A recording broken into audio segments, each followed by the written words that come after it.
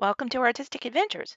We're starting a new series today in which we're going to build an easy doll diorama. And this is for the size doll of your Monster High or Barbie type doll, which are considered 1/6 size or about 11 or 12 inches. You could also use it for a Blythe.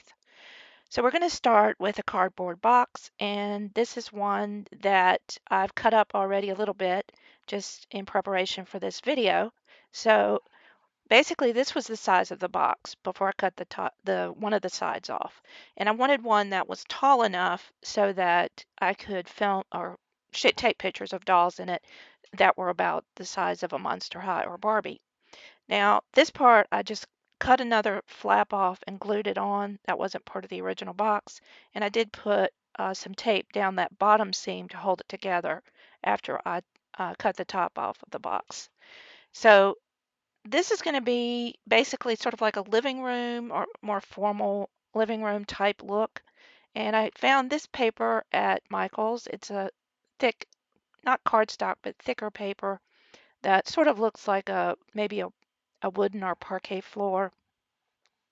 And basically what I'm going to do is use a glue gun to just glue these down around the edges. I'm not trying to glue these down very permanently, because I might want to change the look of my diorama at some point, and then I can just pull these up and it wouldn't be that difficult. So I'm just using paper. It's not that expensive, and in the future you can do anything with these if you want to. However, it's an inexpensive way to do it without having to build one that's made out of wood or something like that.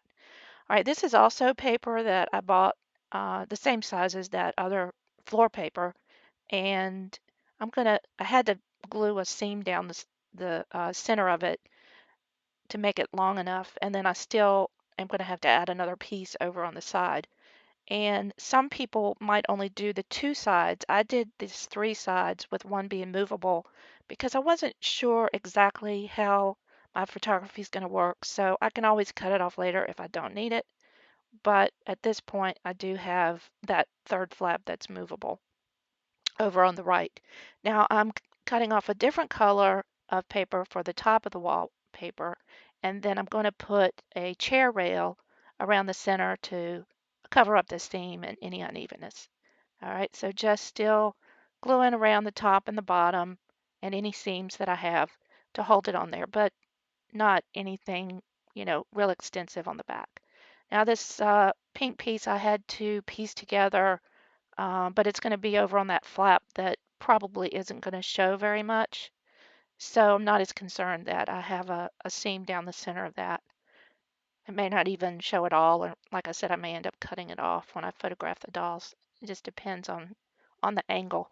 All right, so now for that chair rail, I'm going to use this foam. It's a little bit thicker than like paper or whatever, or cardstock, and it's very pliable. And I cut a smaller piece and I'm going to glue on top of it just to give it a little bit of a 3D look, like a carved chair rail might look if you've seen those in people's living rooms or dining rooms.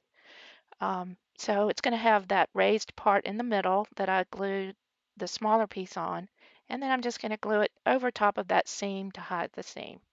Yeah, this is all pretty pink, I know, but I thought it would be a pretty color for dolls. And like I said, we can always change it if we want to.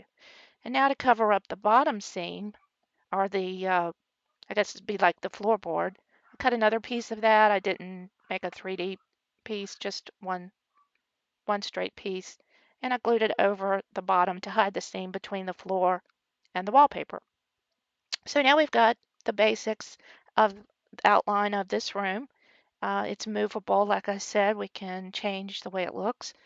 And this is part one of the series. In part two, I'm going to be adding some windows, some curtains, and maybe a framed picture to the walls to make it look a little bit more realistic. And then I have some other things I'm going to add in a final part.